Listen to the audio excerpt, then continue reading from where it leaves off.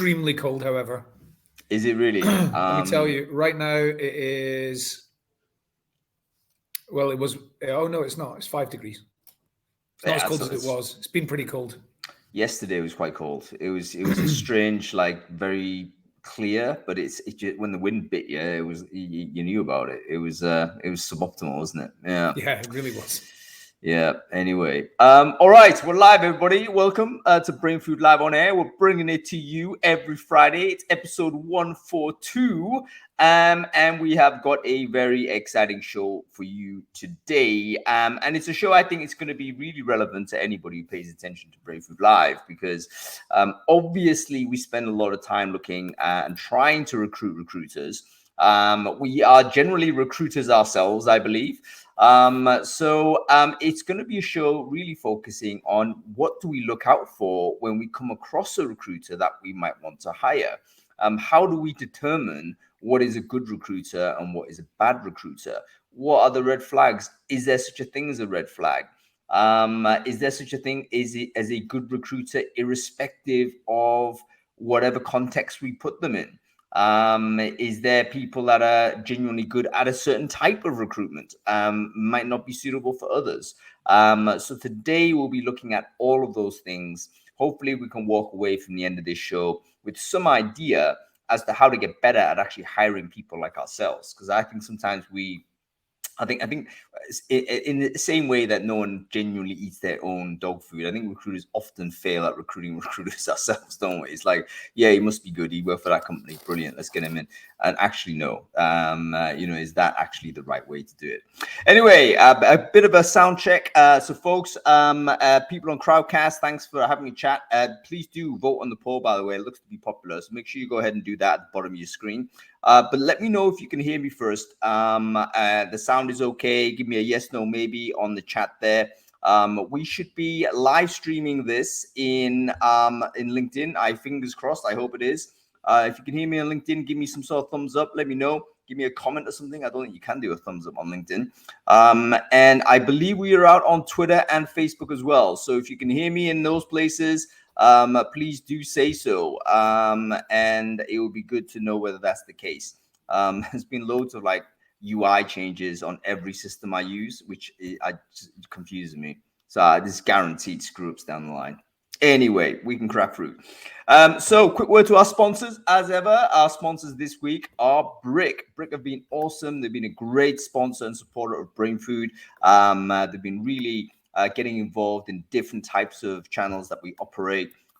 Brick are a talent intelligence platform, folks. They're going to help you better understand the data that is generated by the candidates as they transition from being prospects to employees, and on through the rest of their journey with your company. So if you're looking at assessing people, if you're looking at assessing how they interview, if you're looking at assessing how they onboard, looking how you perform as a business, bringing these people on board, Brick.com, BRYQ.com are the business you need to check out. International company. I think they've got Markellos, Greek CEO, and so they're big in Europe as well, but definitely one to look out for. I've just shared the link in the chat stream. Okay, welcome, Adam Gordon. Great to see you, man. I hope you had a good weekend. I hope things are going well for you, sir. And I hope you had time to read the newsletter, man. I mean, did you have a chance to review it? And, if so, what was interesting? I did. And there was quite a few interesting things. So the first one that I found just hilarious was, why is LinkedIn so cringe? Yes, very popular one. I mean, I'm probably going to have to admit I'm a pretty much a LinkedIn addict. I have been since, I don't know, 2006, 2005, 6, something like that. The guy who wrote this, Trung Phan, is an excellent writer, and he's very funny. So he described LinkedIn as full of humble brags, fake gurus, faux inspiration. The description that I liked best was long form hustle porn, and more. He actually searched on Twitter the terms LinkedIn and the word cringe and came up with tons of tweets from people explaining, over the years why LinkedIn is so cringe to them. He says it's inbuilt into the platform because of things like the ability to endorse people. Yes. Or the encouragement to congratulate people for their work anniversaries and, kind of brown nosing sort of facilities like that. And then he does also say that the fact that I think he described HR and recruitment people as the top dogs on LinkedIn, and that incentivizes cringe behavior even more. So with people just like posturing and humble bragging and all that type of thing. And it was very funny. Really enjoyed that. Do you know LinkedIn? I mean, one of these LinkedIn expose type stuff. I'm waiting for the time where something I've posted is going to be screen capped. And I'll be like lambasted on there because I'm guilty of some of the crimes that have been listed on there, even though with no intent. Typically, I'm trying to generate conversations, but I guess it might irritate some people. And I certainly wouldn't want to be on the end of Trung Fan's kind of commentary, even though I think he didn't like particularly hammer individuals. He was more commentating on the general vibe of the place. But he did actually, not only was it a very funny post, but he did actually explain, as you say, why this happened. And I thought it was a really educational way to understand how the algorithm works. So I categorize it as content, sort of as a content marketing category post. Because I think if you are on LinkedIn and you do use it, or you want to get better at using it and getting more views for your stuff, actually reading this post can really help. Not only, obviously help you de-cringe your posts, but also understand, how the algorithm actually works. He gives a very, I thought, user-friendly way of describing how that operates. And if you know how that system works, then obviously it's going to be in your favor. But brilliant post. I've shared it in the link and in the chat stream there, so make sure you read it. Okay. I think you're guilty of long-form hustle porn. That's what I think you're guilty of. I'm guilty of anything. I probably am. I'm guilty of anything. I never promote work though. I don't say, I would get up at 4. I always tell people I'm going to go for a bath after this, and that's totally what's going to happen. I'm checking out at 3, and I'm running a bath and going to sleep in there. So it's hardly hustle, isn't it? Yeah. Anyway, he wrote another one. He wrote another article which I read, which was about. He said, like, he described it as like the LinkedIn Mafia, and look at all these people from LinkedIn who have gone on to run other companies and stuff like that. And I was a little bit underwhelmed by that. It wasn't like the PayPal Mafia or anything.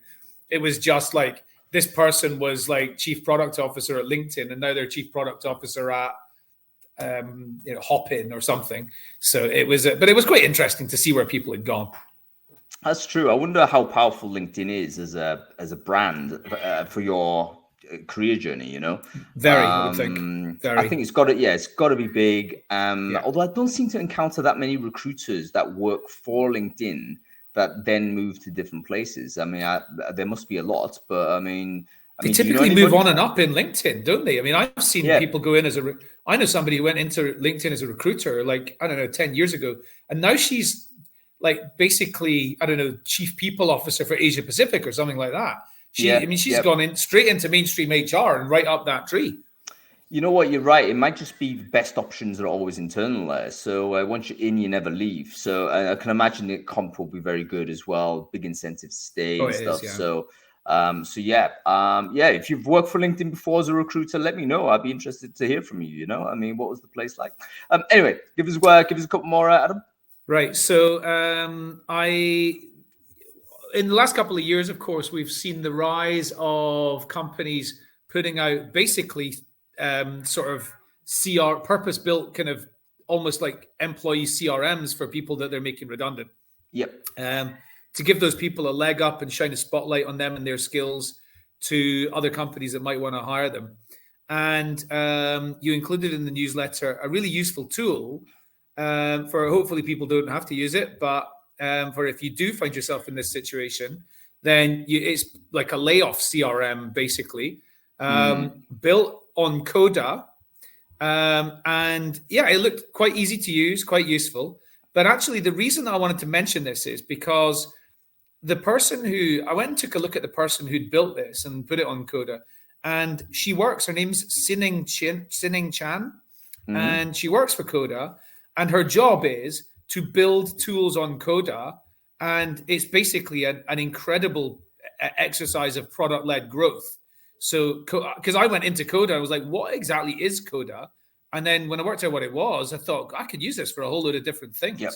So what she's done is created hundreds of different applications of Coda that you can go and just use like open source. And it's going to generate loads of actual customers for Coda. So that's actually cool. really clever. Yeah. I didn't realize that the builder of it was internally an employee of Coda. So Coda obviously is basically a way in which you could build some web apps essentially that look like, think of Notion, stuff like that. Coda is sort of along the same lines, but a bit more web oriented, I guess, a bit more sharing oriented. And yeah, having someone to just build templates and free use, everyone who uses that is going to now know Coda and probably fall in love with it and start thinking, hey, we should use this. So yeah, very smart marketing. Anyway, it's a really good tool for anybody who, I think it's one of those tools that obviously you don't want to use because it basically means that your company's firing a lot of people, but it's one of those you want to just bookmark it. You're right. You should bookmark it and basically. I got a cat meowing in the room. Sorry, I had to move it. No worries. Well, yeah, we talked about some news in the sports pages about cats recently, isn't there? But we won't go there. We don't have the time. No. All right, give us another one, mate. Right. Engineer called Alex Chesser, who writes about, I think, sort of career development, learning and development for software engineers. He is a software engineer, and he wrote a blog which was Never Ignore a Recruiter. It was basically it was a sort of learning. Now, I'm one of these people who, when my phone rings, unless it says like this could be spam, we think this is spam, I always answer the phone. I always open messages when I get them to see what it is, assuming I've got the time. And the reason I do that is because I always think that some kind of communication coming to you could be a great opportunity of some sort. It might be a social opportunity, a customer opportunity, a potential candidate, something fun. And if I had recruiters approaching me, which I don't ever, but if I did, then I would absolutely be keeping them on a spreadsheet somewhere, or like in my phone book. I would be storing all of their details, and I'd be replying to them, and I would be keeping them sweet. And he's telling all of the software engineers that don't do that, that 1 in 100 of these people, recruiters, are going to double your salary. So you should work out ways of maintaining good relations with them. And he's included suggestions around automated communication. He's put in there like templates for the type of things to say to them and that kind of thing. And he's just right. It's just really good, right-brained human skills that he's recommending. And I don't know what it's like to get 10 approaches every day about jobs, but I know how I would respond. And I would respond by, I get approached from investors a lot, and I just put them all into one particular. I reply back and say, not right now, but I'm going to keep in touch with you. And I put them into a folder. And when I need investment, I go and talk to them all. And I say, look, you approached me a few months ago, and now's the time. So I would be doing exactly the same if I was getting approached by recruiters. Yeah, so basically, guys, this link is definitely, I've just shared it in chat room. Do read it. I mean, there's the internet is not short of like software blog posts from software engineers hating on recruiters, right? I mean, it's like basically what tech people do, and in large degree justified in many respects. But this one was unusual because he actually took the reverse view and said, listen, this is actually, you're doing it wrong by being hostile to recruiters. What you want to do is basically create a CRM of the recruiters that you can potentially use in future. and find a kind of an automated way to basically be polite, but not to be polite and decline. So, I thought that was a really useful way to think about it. Good also for us to understand a little bit on candidate psychology. So sometimes we might be a little bit frustrated that people aren't getting back to us, for instance. Why is that? Reading this post might give you a little bit of an insight as to what it feels like to be, bombarded, if you will, by recruitment messaging. And a lot of people are not able to handle it in the same way that this guy did, because the default is probably just ignore it, or worse, just get hostile to people who are persistent. Everyone knows you got to follow up on an email. The first email is not necessarily the one that's going to work. You got to follow up with a second, maybe even a third. I think standard in sales is even 8, sort of drop in an 8 sequence. I know you recommend 3. I recommend no more than 3 if you're going to do that. So I think that's probably the polite enough number, but it's still too high for a lot of people, and they end up getting frustrated and annoyed, and they send back, don't ever call me back again, and stuff like this. And what this fellow is saying, that's not the right approach. It potentially burns an opportunity in future for you, and it's as quick to do something different, which can actually convert someone into a friend. So I thought really interesting psychology, really interesting way of writing it, and to be honest, just a refreshing perspective from a source that typically doesn't produce this sort of sentiment. So yeah, well worth the read. By the way, I want to adopt some of that sort of behavior. Like, I don't get recruited, of course, but I do get like PR people, and I do get people asking for, hey, can you promote this? And I got to be honest, I ignore it. So that's probably bad. But I literally don't respond. And I probably do come across as quite rude. I don't respond negatively, but I kind of just let it slide. But maybe I should adopt some of this guy's techniques and try and find a way to interact with people, but not in a way that's expensive in terms of time. Anyway, it really just depends. All of that. I just want to say I agree with all of that, but except for one thing, by the way, just to be clear, I definitely do not recommend a 3-step communication program. That's batch and blast for like spammers.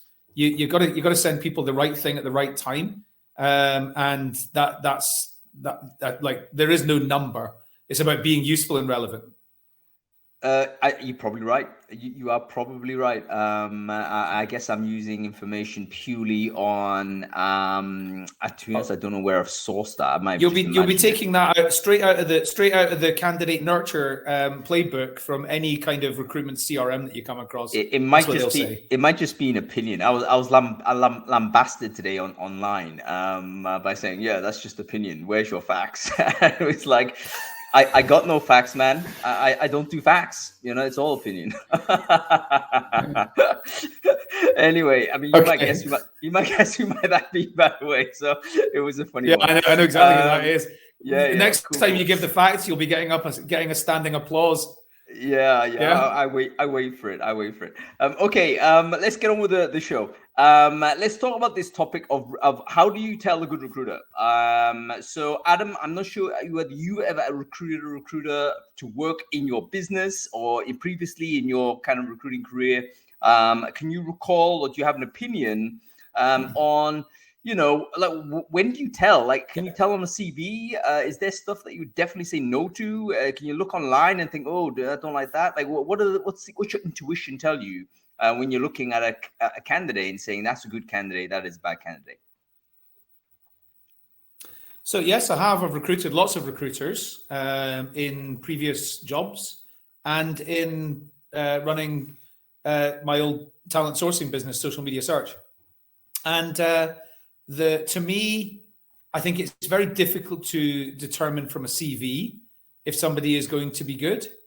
But I think that the personal characteristic that somebody would really set them out against others, for me, is just terrific communication skills.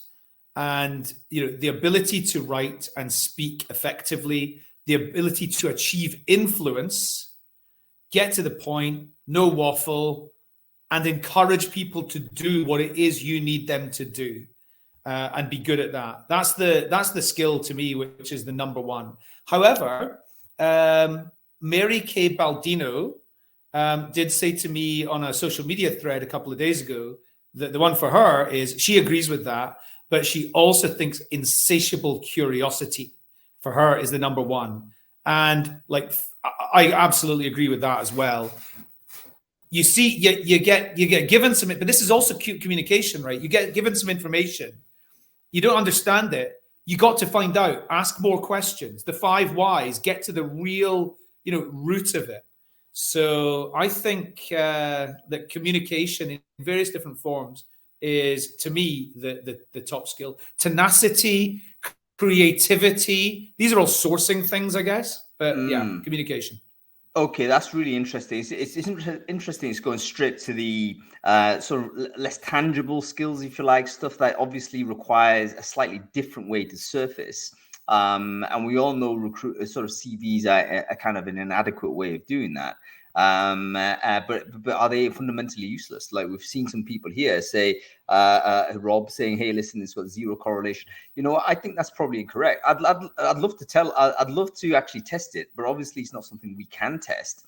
But I'm kind of tempted to defend the CV here, simply to take a contrarian approach. But anyway, let's bring on some guests who also recruit recruiters, and we'll see what their thoughts are. And the reason we've selected these guests, by the way, is because they all work for different types of company. So we've got people who work in-house, internal recruiting. We've got people that work in RPO. So Katrina's going to come and join us. We've got people that work in a portfolio type of recruiting role. And so Farah is going to join us there as well. And of course, we're missing agency side. So if there's any agents in the chat stream and want to commentate and come on, please do let us know, because I'd love to bring you on as well. There's Mark. Good to see you, Mark. Welcome to the show. Mark, let's go ahead and introduce yourself. So Mark, who are you and what it is you do? So my name is Mark Deubels. I'm a tech recruiter for, at this moment, Gitlab. Been in this space for a very short time, 6 years. Before this, I've been an engineer for about 20 years. So I have a little bit different view on recruiting and recruiters, for that matter. And I'm the host of my own podcast about recruiting. So that's amazing, and it's a great show as well. People should definitely check it out. We'll share the link to the people who are attending later on in the follow-up email. So we have Farah here as well. Farah, thank you for lunch. I'm still like really stuffed. I can't move as a result of that lunch. But anyway, so Farah, can you quickly introduce yourself? Who are you? What it is you do? Yeah. So hi, everyone. My name is Farah. I am the Chief People Officer at Founders Factory. Basically started Founders Factory in 2015, and we are a venture studio and an accelerator. Over the last 5 years, we've invested in over 200 companies. So we basically help founders launch their companies and have an in-house team to kind of help support those companies. So a lot of early stage investing, basically. Fantastic. And you've got good experience hiring for this type of recruiter, which I'd be interested to explore, like different contexts of recruiting, because I think sometimes you might need different characters there. And we've got Katrina here as well. Katrina, great to see you. For the people who don't know you, Katrina, can you quickly intro yourself, please? Yeah, sure. So I think this is my third time on here, Han. The second time with COVID, though. So congrats, that's the record. So sorry if I'm hacking through today. But yeah, so I've been in recruitment for the best part of 20 years, predominantly in in-house global talent director roles. And about 3 and a bit years ago, made the crazy decision to leave that behind and set up Join Talent. And yeah, when it comes to recruiting recruiters, we've hired over 200 of them in the last 2 years. And we're hiring on average in a month about 25 to 30 new roles for growth as well. So have a few views on this one. Yeah, and I'd love to get your views on it, because I think we can. So firstly, Katrina, I'm really sorry to hear you down with the Rona. You're the second person I've spoke to today has actually had round 2. So it's obviously like, quite an addictive thing to once you get it. The difference, Hung, is whenever I had it back in 2020, everyone was like, oh no, per you, it's terrible. And now it's like, oh, you're gross. Like, what journals have you been looking? There's no empathy anymore. You've lost the empathy. Well, I hope you get well soon. Okay, let's talk about, I want to get to this poll straight away, because I thought some of these responses have been really interesting. So can the panelists quickly look at the poll and see what the options are? I've selected these options, obviously, but I just, quite interesting. There's two things that have popped up as being quite prominent as like a potential red flag. So the first one, let's talk about the high frequency of job moves. Now, is that like a bad thing? I mean, basically, and if so, like what frequency would you consider to be, hang on, we need to investigate that a little bit because it seems to be a bit choppy. And why is that necessarily problematic? So Katrina, let's go to you with this first. Again, I'm not implying it whether anybody's subscribed to the poll, but I want you to kind of think about, I guess, tenure. Is that important when you look at a candidate, and what's your thoughts when you see someone who's bounced around a bit? So it's definitely something that would make you want to ask some questions, but it's not a showstopper necessarily, because there can be really good reasons why someone's moved around. So I would never preclude somebody from having a conversation based on the fact that they've kind of job hopped or moved around quite a lot. But I'd be wanting to understand, is it because they were doing contracting or interim gigs? Have they just been really unlucky with companies that maybe didn't get their Series C funding and pulled all their recruitment 3 months after they went in? I'm much more interested in their depth. No, we'll go into that in a second, but in their depth of experience. My only query would be, if somebody's only ever done short-term gigs, have they been able to build that depth of capability around stakeholder relationship building and management? I'd want to probe more into that. To me, the biggest red flags, and it's definitely what I voted for, is a per LinkedIn profile. That really worries me in somebody that's spending the bulk of their working day on that platform. That's really interesting. Thank you very much for that answer, Katrina. I think that's a really interesting point as well. Like sometimes people it just might tell you what kind of recruiting they've done, which is this idea. Some people are just like sort of in and out merchants, build a team, move on. 3 months, maybe that's how you do it. But it may be that then leads that you're not that familiar with building like a big team for a long time. Maybe you're not that familiar with building a complicated TA function, for instance, because you don't have the time to do it. It's more just getting in there and doing the job. So maybe the perhaps level of role is a point there. Okay, how about you, Mark? What are your thoughts on this intermittency, this kind of choppiness of CV? Thoughts on this? I want to give you a very interesting story, but basically he touched it all. It's no reason to skip on people. There's so many reasons why people moved around. I'm one of them. I had 2 companies that I absolutely hated. I didn't feel in the right spot. Went to the next company and I found a good place. There are so many reasons why people leave or get laid off or anything like that. So it's not something that I would see as a red flag.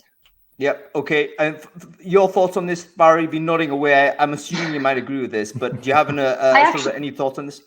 I have a bit of maybe like a controversial opinion, actually. Like, I don't know if I lack a bit of empathy there, but I think when I look at a CV or I look at maybe someone's LinkedIn profile, you get like hundreds of people applying to jobs, right? And you see someone who's constantly moving 3 months, 6 months. Like, if someone hasn't been in a role for a year, that depth, Katrina, that you were mentioning earlier, might not necessarily exist, or at least that's an assumption that I think we can make.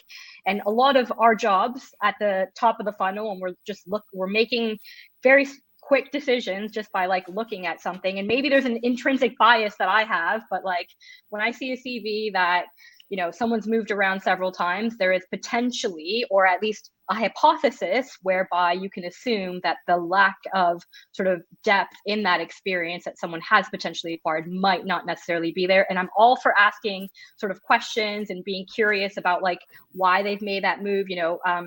Mark, you mentioned, you've kind of moved around, and that's totally cool. You can ask those questions. But I think when you have a role that you're recruiting for, specifically for recruiters, it's like, you kind of know that people are potentially moving around for a different reason, perhaps. Yeah, and on that note, just to follow up as well, Farah, can you also sort of have inevitably your risk of aversion will be triggered a little bit because you're thinking, I'm trying to build a team. This person doesn't seem to be hanging around long enough. that's fine. Maybe they are a person that bounces from one project to the next. I did that. Everyone did that at a certain point. But maybe if I'm hiring, building, and growing a team, I need to think that that's bigger risk than someone who hasn't had that type of experience. So it's not entirely irrelevant, but you ideally want to give people the shot. Go on, Admi, about to say something. No? Okay. Can I just I just want to point out something that Helen said in the chat, which is that so she hires in the agency space, in the recruitment agency space, and if somebody's moved around a lot, then she'd still have a conversation with them, but there's a bit of a red flag there around maybe they didn't pass probation. So I definitely can see that there's maybe a difference there. Because if somebody's gone from one agency to another agency to another agency, you think the problem's probably you. And also they've made bad career decisions. Whereas somebody that's gone from, 4 different in-house gigs in 4 years, that could much more easily be explained around building, learnings and experience. Okay, Adam, you've actually come up with a sensible point. I'm amazed, but it's actually really it's really significant, because if you are an agency, there's a different set of rules. It's a different set of rules. And it's also a different job, Hung, as well, right? So it could be, and I see this all the time. Agency recruiters who move around because maybe they're not great at sales. Doesn't mean they're not really good at recruitment, though. Could be good in-house type, right? It could be, for instance, if you're moving around, firstly, there's like economic disincentives to do that, because theoretically you should be like building your customer base, and over time you get more money because you've got more customers and your commission rates go up and stuff like this. You don't want to be moving every 3-6 months, typically as a recruitment agent. In fact, the longer you stay, the bigger your portfolio of customers, the more success you should have. Whereas that may not apply for a different context of recruiter, which is what we're going to get to, by the way, because all three of you guys come from different sort of contexts. Okay, let's look at the poll again. We'll can I just quickly? Sorry, go ahead. Sorry, can I just quickly say one more thing about that? And I do appreciate what Katrina just said about it's a different role when you're in-house or RPO, so you're pretty much in-house versus the recruitment agency thing. If somebody's absolutely no good at sales, then how good are they going to be at convincing the candidate that it's the right job? So that's one part of it. But what that doesn't mean, they could be brilliant at assessment or other bits of it. But I think sales and general recruitment in any part of it, you've got to be good at influencing people. The assessment bit, that's different. On that note, I would say basically there might be like with these different types of sales, right? So if you're talking about opening a door, and person who you must be really good at first contact, you've got to really establish credibility of first 10 seconds, etc. That is pretty much the classic agency style. But as an in-house person, maybe you don't have to do that in the same way. You do get treated differently from candidates. Typically, there's a little bit more sort of wiggle room if you're coming from a sort of in-house, I would say. And oftentimes, you've got the support of internal people like your other engineers, for instance, and stuff like that you can lean on. I think it's less pure play sales. I think influence is important, though, absolutely. So that is something that's to think about. Maybe when you're bringing them into interview or face-to-face and they don't convince at that point, maybe that's something you need to examine.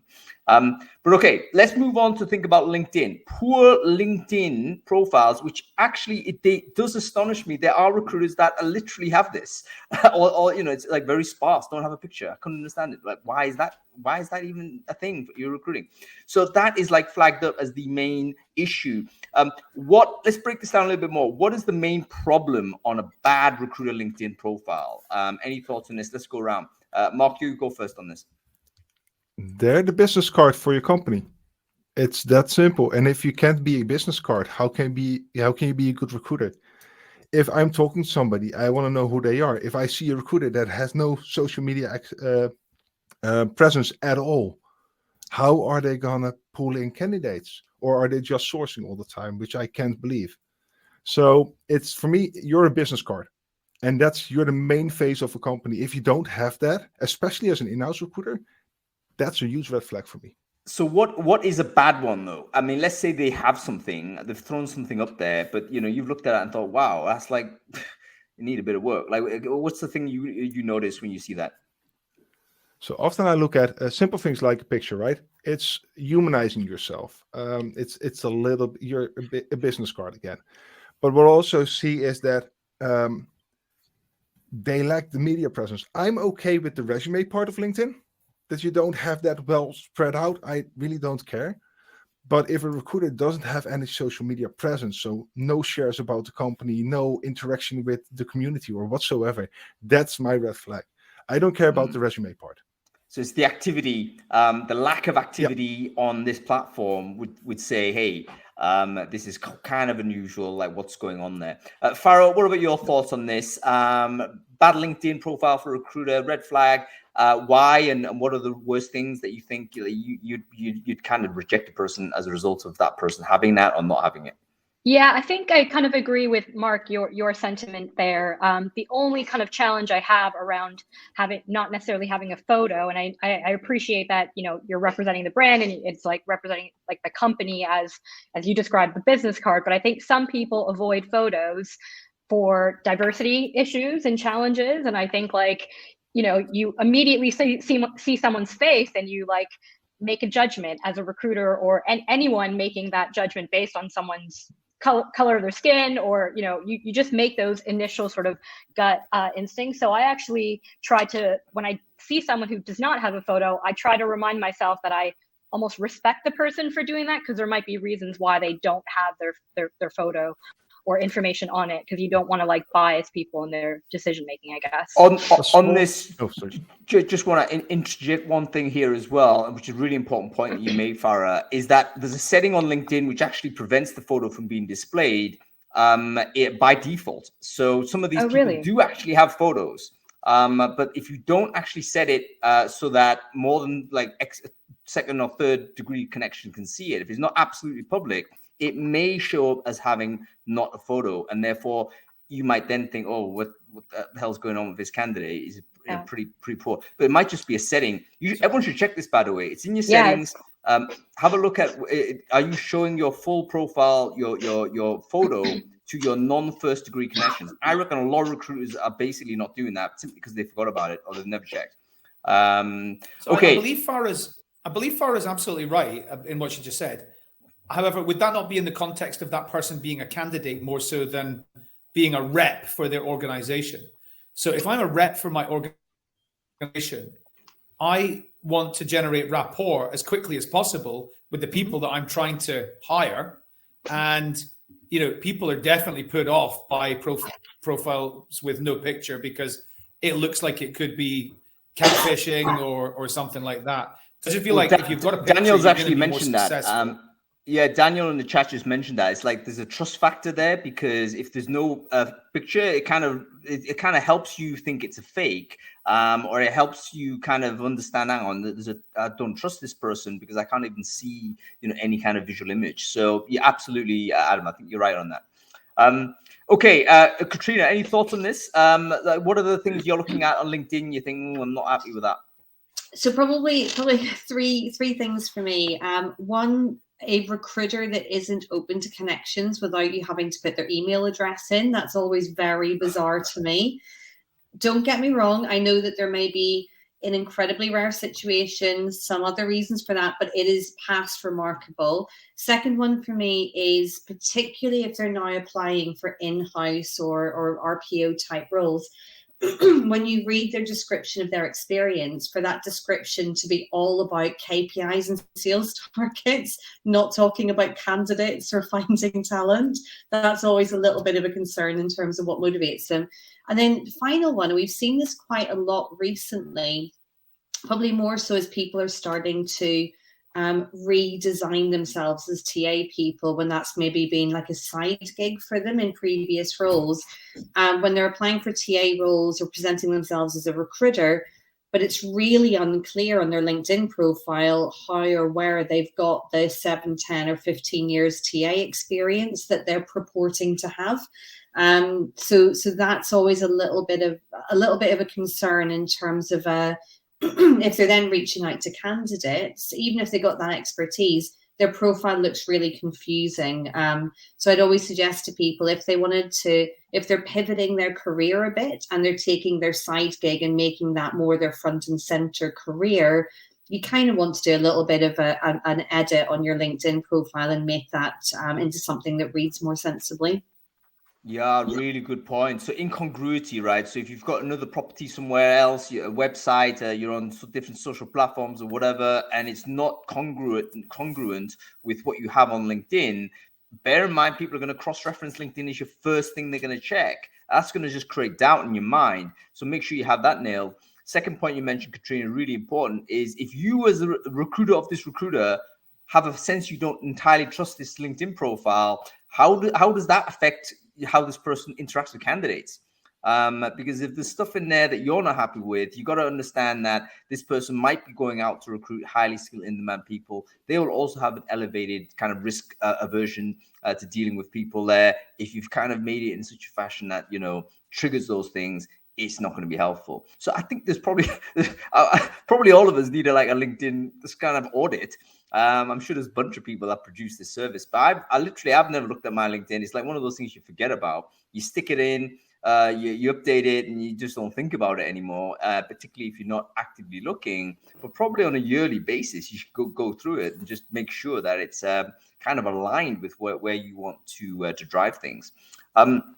Okay, let's move on to other things that you want to look out for. So you've got on a phone call with this person or a Zoom call with this person. What are the things that, again, would cause you to raise a little bit of a red flag? Not a veto. There's some behavior or some attitude or something happening in a video communication that's caused you to think, hang on, I need to, this person hasn't convinced me for this. Thoughts on this? Let's go again with you, Mark. Research, curiosity. If people applying, this happens so much and they have no clue what they're applying for. They haven't even looked at the careers page. That's just, for me, basically the end of the interview.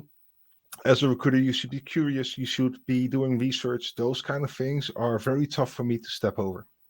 Right. So basically, if the applicant has come in, so this is where you've got an advert, they've come in and they don't actually know about the company. They can't tell you what the company does. They've just literally, reached for any app. That's like, see you later. I think that's fair enough. Harsh, but especially as a recruiter, it's your. So when I talk to people about a job, right? In my case, almost always technical recruitment, and they have no clue what kind of tech stack they're looking at or what kind of product it is. That's basically a big sign that they don't care about what they're doing. They're just, I want to be a recruiter. That's it. Well, especially in tech, but in other roles as well, it's so important to have the domain knowledge. And it's so important to gain that domain knowledge. You don't have to have it yet. But if you're not curious enough to dive into it, this is not the job for you. Yeah. So it's almost like you can't use the interview as an exploratory thing. Like sometimes that can be quite rude, can't it? Where you've applied, but you'll use the interview to do the research if you like. You tell me about it. No, you need to do some research beforehand. And don't waste the person's time. Okay, let's talk about another Zoom video experience. So you got a problem with that, Farah? You've interviewed a bunch of people. Why do people not pass the video interview for you? So actually, I take a little bit of a different approach. I always, before I spend any time with any candidate, especially like hiring for my team, I will always send them like a deck around what Founders Factory is, what the challenges around, like we have like a talent deck. So specifically the challenges that we're trying to solve in terms of like recruiting founders, which is basically what we hire our recruiters to do. So I send them a deck, and the first question I ask them is, have you looked at the deck and what questions do you have? So I kind of turn it around on them instead of me asking them the questions, because they're kind of like expecting, a traditional interview is like, I'm responsible for asking questions, but I turn it around straight away. Have you read the deck? Do you understand what Founders Factory does? Tell me about the questions or the sort of concerns that you have about like our business model as an example, and just kind of see how they think about it. And usually you'd be surprised, like people, the good people, they like read it and they have those questions because they've thought about it. They've done some research, going to your point, Mark, but then you'd be surprised. A lot of people don't actually read it. And I think there's a big difference between people just like job hunting and like mass applying to like hundreds of jobs to be a recruiter versus like genuinely you're like interested in what I'm trying to do here. I've got a great idea. It's a follow-up on your great idea, Farah. I think people should send like an empty deck. And then just say, hey, did you read it?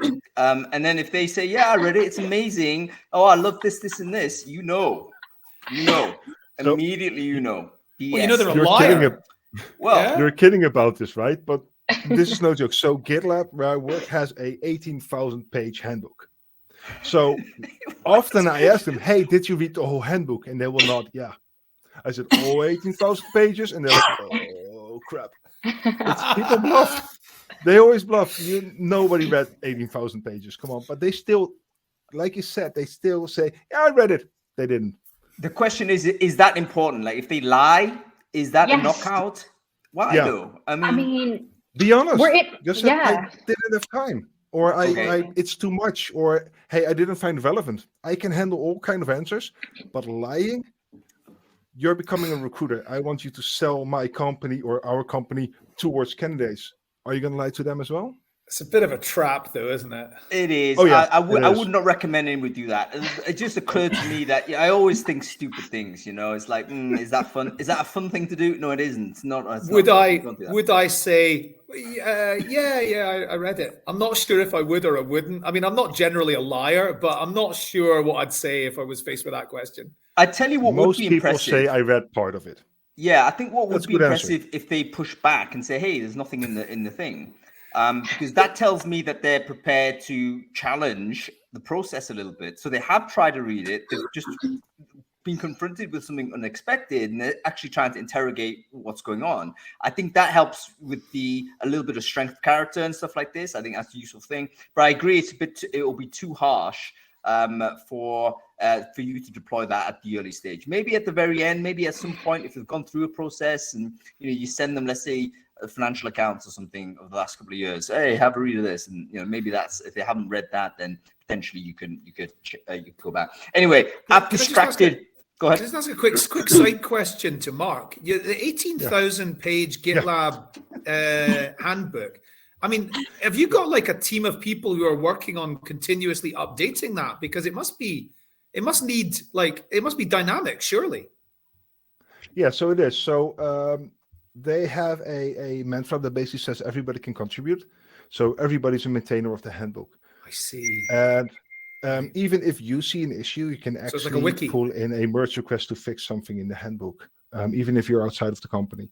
So what we basically do is it's an open source company, and we open source our handbook as well, the way of our work. You can actually see your interview process. You can actually see everything in our handbook. Brilliant.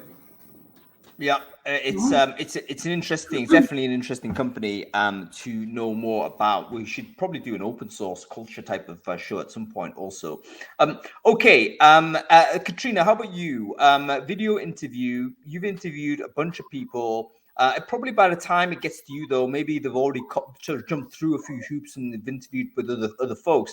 But what is it that you're looking for? So a recruiter might have already passed some of those preliminary tests, and then you dropped in. Probably your internal recruiter is telling, "Hey, this guy's great." What gets you to say no to that person? So I think, well, probably two things. So on a Zoom interview, and it sounds crazy that in 2022 we're still saying this, but literally, physically, the presentation that someone turns up with, I'm like, hey, listen, if you fancy having a replica AK-47 on your wall, because that's your decor choice, that's awesome for you. But that's probably not an appropriate thing to have in the background of your Zoom call when you're interviewing for jobs. Don't tell me that happened. That absolutely happened. Or if you're heading to the beach, throw a shirt on over your swimming costume before you come on the call. Just say, we're casual, but we're not that casual. Or you probably have a table in your house, one table at least. Try using that to do your interview, not sitting on your couch with your laptop precariously wobbling on the arm of your sofa, making me seasick. And it sounds crazy, but these are things that really happen. And what it does is, we get lots of amusing anecdotes from it. What it really does on a serious level is make me question that person's judgment. And that's so important, because as a recruiter, you need really good judgment. You're in weird situations every day. You're dealing with humans. Humans don't always do what you think they're going to do. And sound judgment and maturity are really key facets. So straight away, I start to question whether that person really has the values and skills that we need. I think on a bigger bit though, and I'm so cross that Adam stole my word for it, because curiosity is our number one word that we use at JT.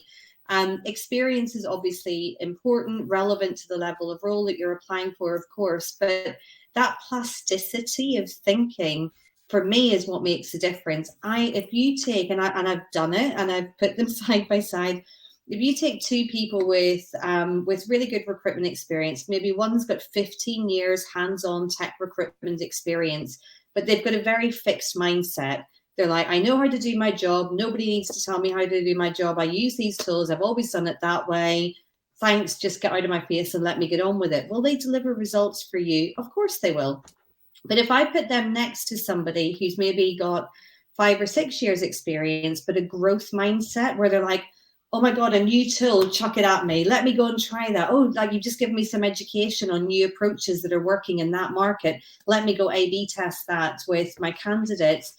When you look at their performance over 6 months, 12 months, you will see a massive gulf. And that person with less experience, but a more growth and open mindset and more curiosity will consistently outperform that person that's got quite a fixed mindset. So that's the number one thing that we look for beyond the core experience when we're hiring people. And I actually think it talks a lot to their values as a person, how well they'll fit into our company, because we're all TA geeks and we like to get our TA geek on in our comms and stuff like that. I think it tells us a lot about a person. So what you're saying, Katrina, is that this person needs to just be like really into it. I think, Farah, you mentioned earlier, there's a difference between just job seeking and someone who's actually pursuant of a career, let's say, and that, you know, they're really into this thing. Whereas other people might just say, I just need to pay the rent and all this. And there's obviously a space for those types of people also. But if you're like building a company or you're caring about your team, you're obviously going to care more about hiring people that have that intrinsic motivation. And the question is, how do we pull that through? Okay, let's do a quick break, because we always do this in the middle of the show. 2 things you need to know, folks, as you're watching this. Number 1, if you have any questions for our guests, please make sure you ask a question at the bottom of the screen. We're going to get to those at the end. Ala, thank you for asking yours. We'll get to that point. So ask the question and ask a question feature. And secondly, we're going to make sure that nobody leaves Brainfood Live like wanting to continue the conversation and not be able to do so.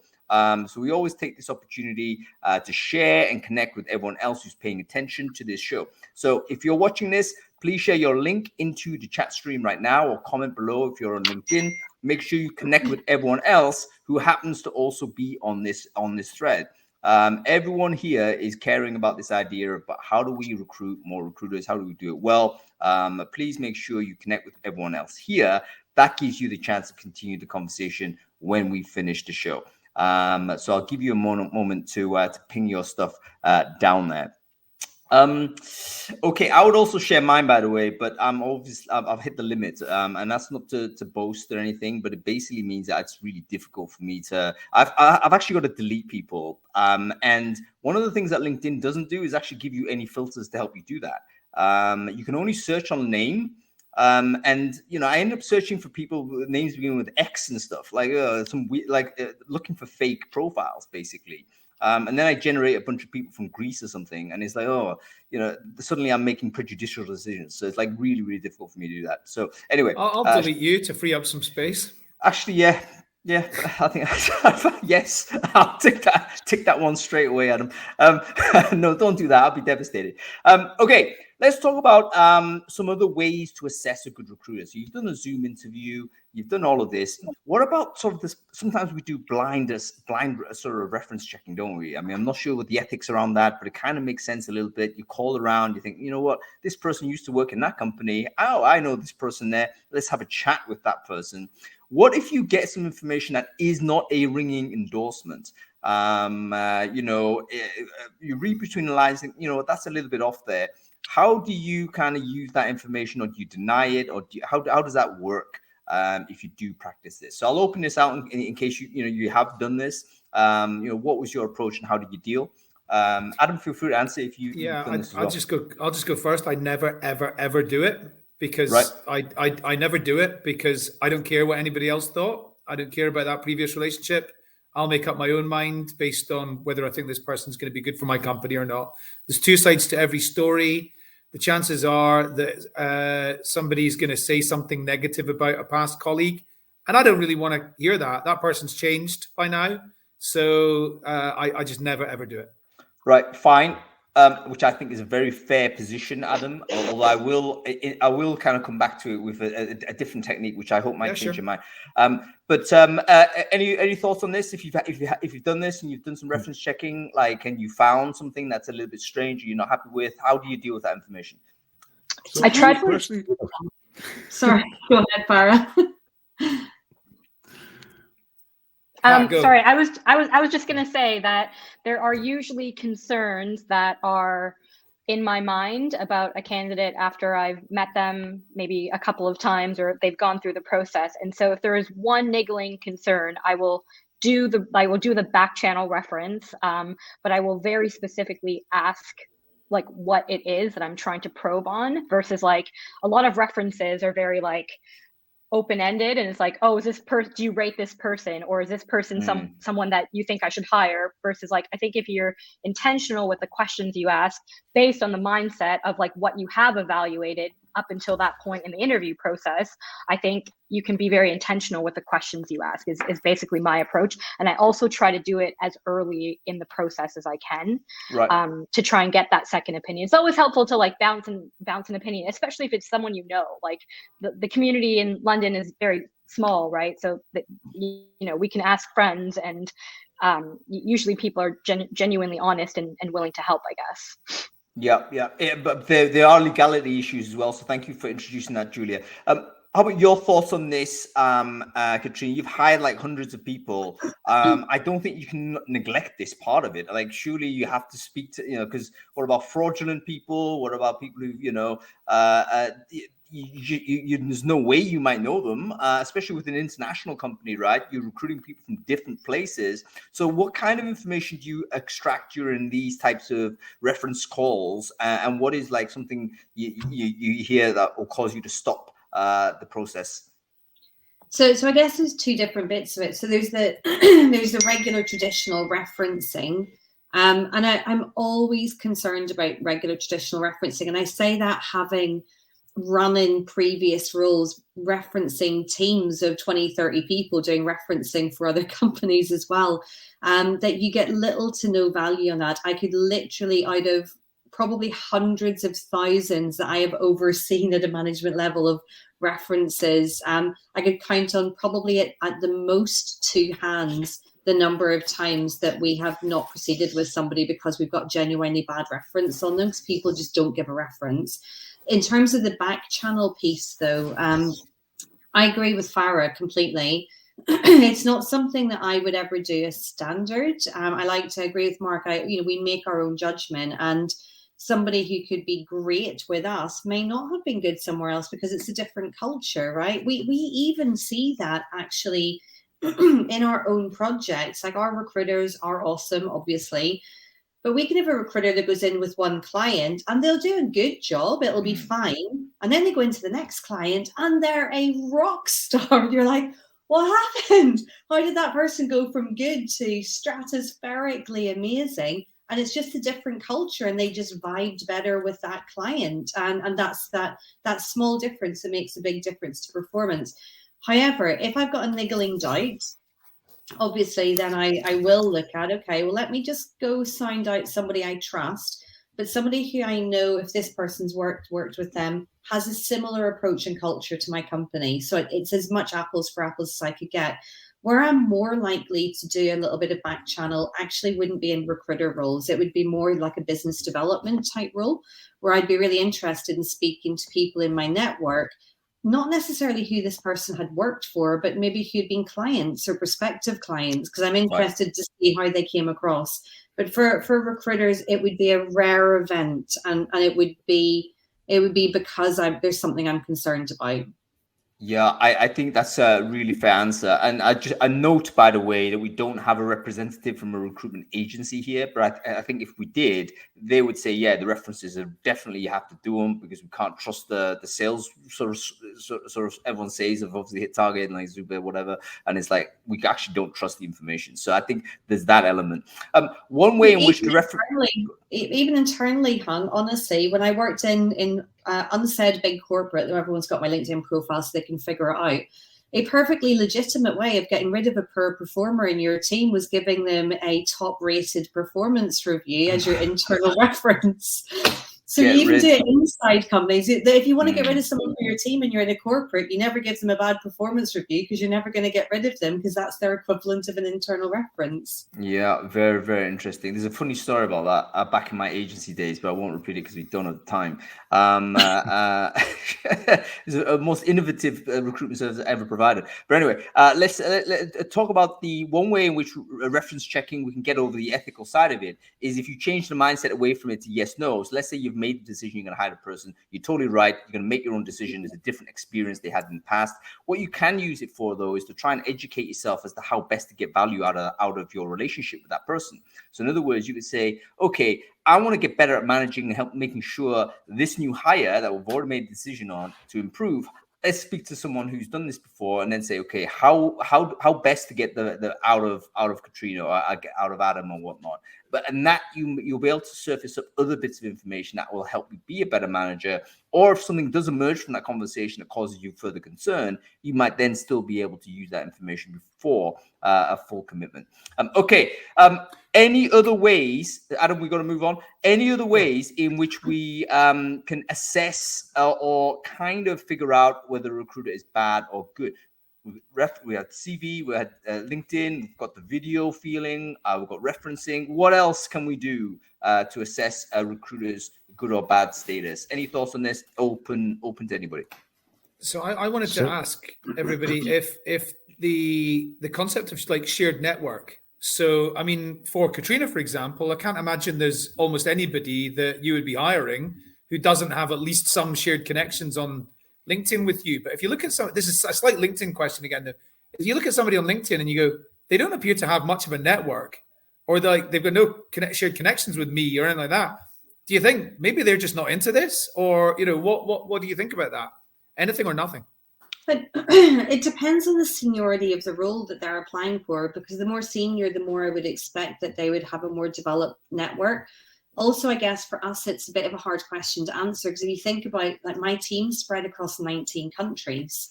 So do I expect if I'm interviewing a recruiter in Mexico or I'm recruiting somebody in Singapore or Japan, do I expect they're going to have much crossover with my network that's very EU North America heavy?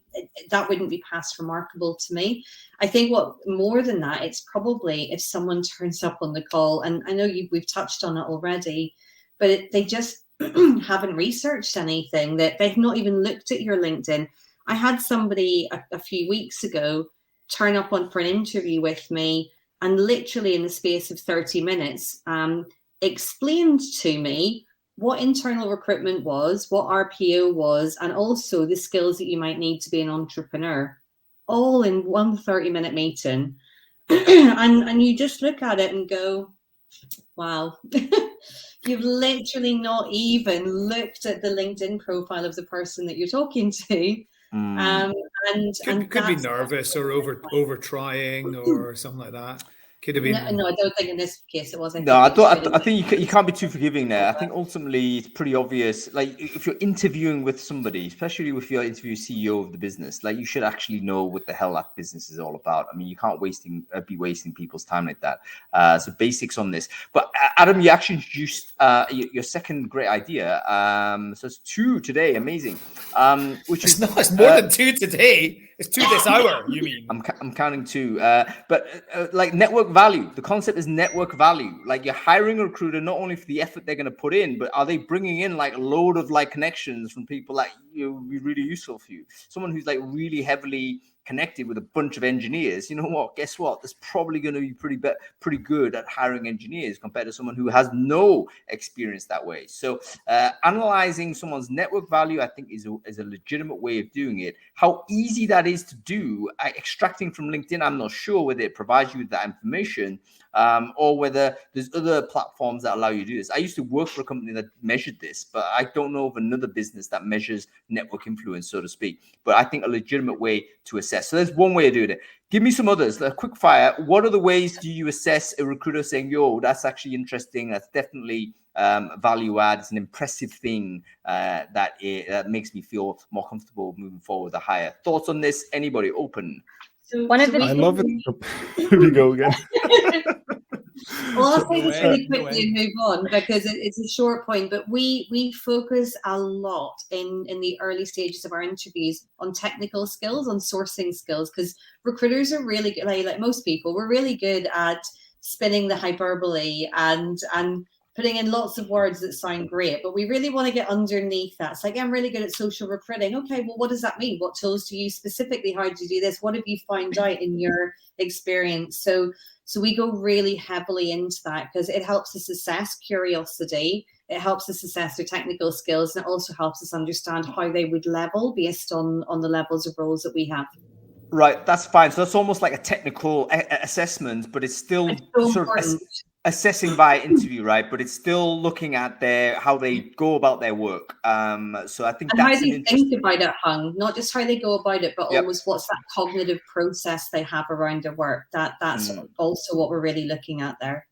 Okay, would you set a challenge? Do you do that where you say, "Hey, how would you recruit for this role?" Give them a dummy role. We do it conversationally. We don't ask them to go away and do like an online test or set them. I know that some people do. I know that some of them do like almost like you would do for a dev, that they do a tech test.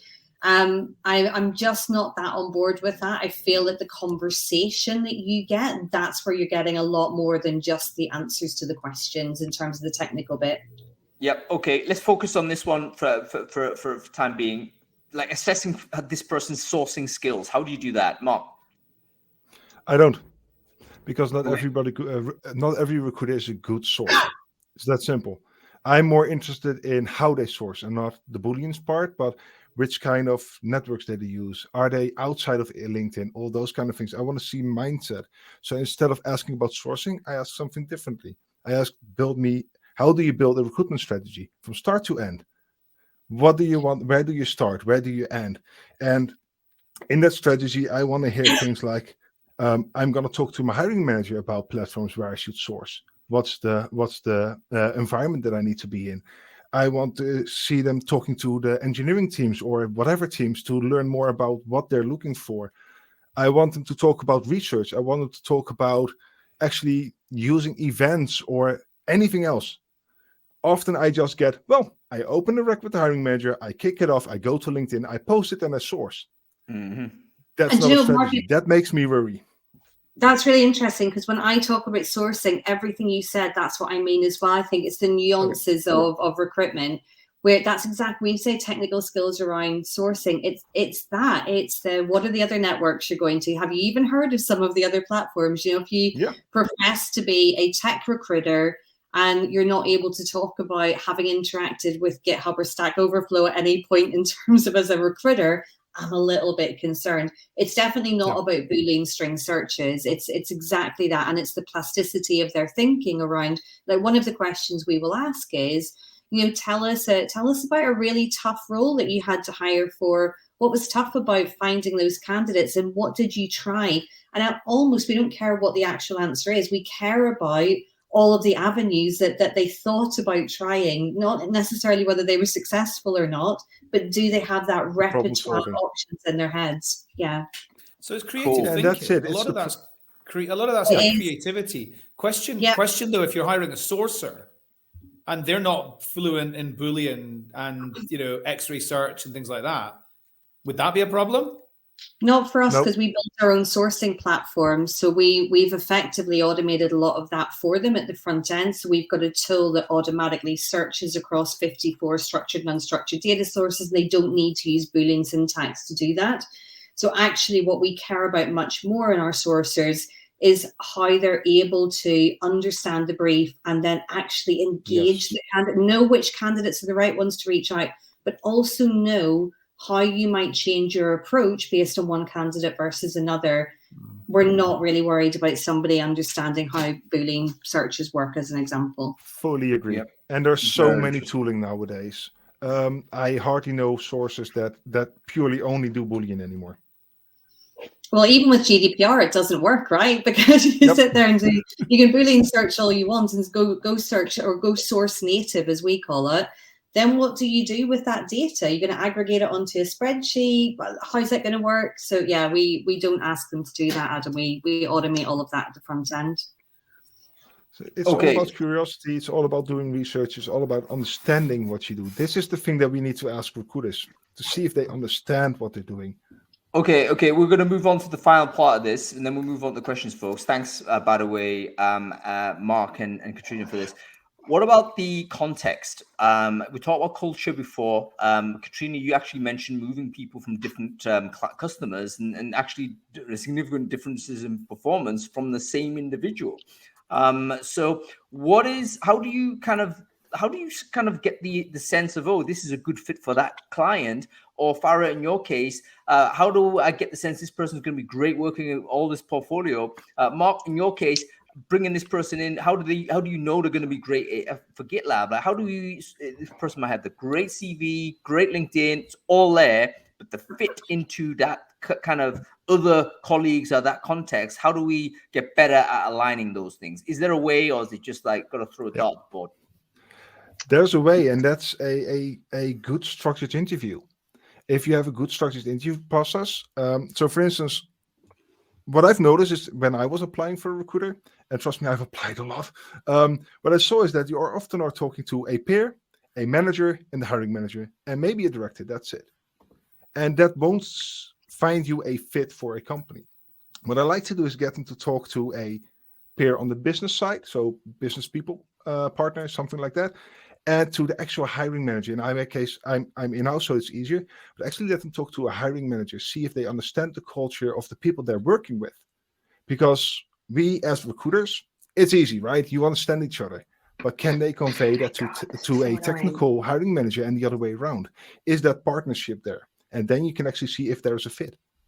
Right. I love this. So you're basically saying, let's open up the aperture in terms of who gets to interact with the candidate. It's not only just me who's hiring them. It's who this person is going to interface with and get them sort of other business interfaces to be present and contribute to that conversation. And they can help kind of generate some information for us. Okay, quickly. So I'm worried. I'm worried if I don't get that chance to talk to somebody on the business side. Yeah. I totally get it. It's actually a good kind of litmus test for the recruiting as a candidate going forward to a job. It's like quite interesting for you to see whether you can, because it's in your interest to get cultural fit, the sort of the fit of the business, right? And you need to also do that due diligence as well. Okay, how about you, Katrina? You've hired a few people, you've dropped them into these places, but you know what? Have you got better at understanding where there'll be like superstars rather than, just okay? Yeah, and it is slightly different for us because, like you've already alluded to, we need to hire amazing recruiters, but also people who have the ability to move to different projects. They go on to work with a client for anywhere from 6 months to 12 months, and then they're probably, when that project's finished and that delivery has been done, they'll move on to a different client. So we actually have, as part of our recruitment process, one of the things that we're assessing against is what we call placeability. Which is just our term for it, and it's effectively, how easy would it be to lift this person and actually put them in with client X versus client Y versus client Z, and they're equally going to be able to morph to fit with those clients. And if we get somebody who is an amazing recruiter, but they're incredibly low on placeability, we don't think they've got that plasticity in terms of being able to adapt their style and approach for different clients, would we still hire them? Possibly, but it would mean that we would know that we are hiring them for a very limited range of clients who they would work really well with, because they need to be happy, right? We want our recruiters to be happy, and we also want our clients to be happy. We don't want our people going in feeling somewhere that they're uncomfortable. So that's a big factor for us. Our ideal is getting somebody who we're like, look, this person could literally work anywhere and fit in with pretty much anybody. Yeah, I like that. It's basically understanding where they would fit, and the placeability kind of marker is useful for RPO, but also for portfolio type stuff with Farah stuff, I reckon. Okay, very quickly on this, Farah, we'll go to you on sort of how do we understand this person is going to get it, so to speak? Like, is there a way to do it, or is it just like too difficult, for us to actually assess effectively? Yeah. So one of the things that I think, going back to Katrina, one of your points earlier around the growth mindset, I think one of the things I try to double down on in terms of evaluation is how receptive people are to feedback. So if they've had multiple touch points with myself or the team, and potentially other stakeholders, usually before I make an offer or I get to that final sort of stage and make that decision, I will, generally speaking, give someone some feedback that we are concerned about X, Y, or Z, and just see how they respond to that feedback, and have a conversation around like what that feedback means, how they can kind of take a moment to self-reflect. And for me, that growth mindset and ability to kind of deal with that feedback and have a very human conversation, right? There's a lot of like trust, authenticity that's required, and I think in these types of roles. So I think you have that awkward or uncomfortable conversation around feedback and see how they respond. That's a really good point. I think that sometimes people take feedback as criticism, and they can respond quite aggressively or defensively, and you do wonder, okay, this person might struggle in an environment where feedback is freely shared, or may struggle just to be overly sensitive, let's say, in that scenario, and that gives you a sense that maybe they'll be difficult to bring in. Listen, folks, we have to move on because time is pressing. Let's go to the questions real quick. Okay, let's start with the first one. Highest vote is from Sienna Sonnenberg. Sienna saying, what does a recruiter need to show in terms of skill or curiosity to dive into a recruitment domain they haven't recruited in? So in other words, career changer. This person wants to work in a tech domain they haven't worked in before. Is it a straight no, or what is it that they need to do? I'm not asking you, Mark, because you've already given a good answer on this. I'm going to go to Katrina on this one. How would you hire someone who is out of domain, have recruiting experience, don't have the domain? How do you know they're going to be good? So for us, if we are hiring somebody that has got limited or no domain experience in that vertical, it would be tough.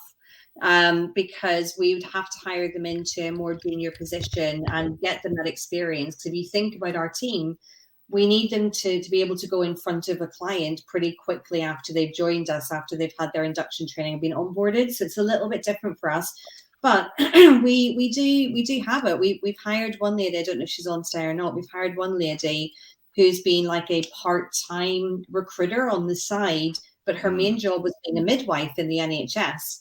And she's fallen out of love with midwifery, and she's literally joined us about a month ago into our internal TA team, and has been able to demonstrate how she's got a whole bunch of amazing skills. She's never done rec to rec before, but we're able to put that support structure around her to get her upskilled, but she was able to show us that, like, that curiosity and that passion we've already talked about. Yeah. I think honestly, if I'm asking, if someone's saying, look, I've always been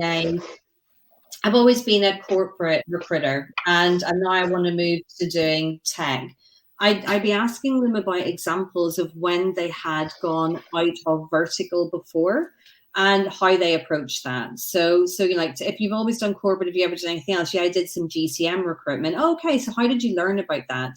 And what was the process you went through trying to figure that out would probably be my approach. Yeah, very, very good. Okay, moving swiftly on. Ala Pavlova has asked this question. Don't you think we're too hard on recruiters when we're interviewing them? Is it possible that we kind of break people's balls a little bit too much as they come? Because we're all recruiters and you have to be tough and all this.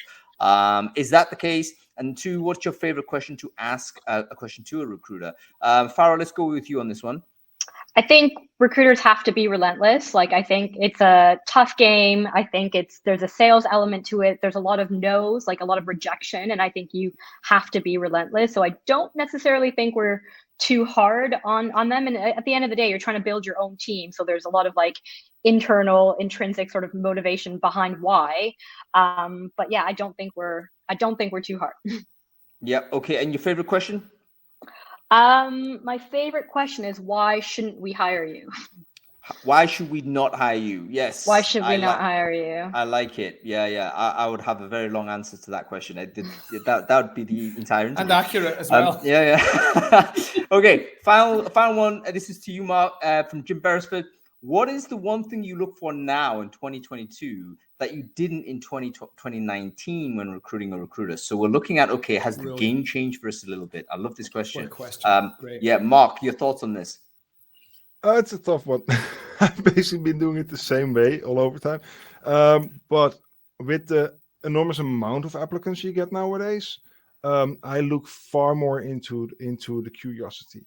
Normally, I would look at, hey, are they curious enough? Okay, let's see what they can do. Now I actually go into the whole strategy part, right? What I mentioned before, build that strategy for me. That's what I'm looking for right now, because I want to make sure that who I'm working with, I won't do it, but I can just drop him in the ocean and say, swim, go ahead. Go to a new hiring manager, find out how the team works, find out how you need to do your stuff, find out where you need to go.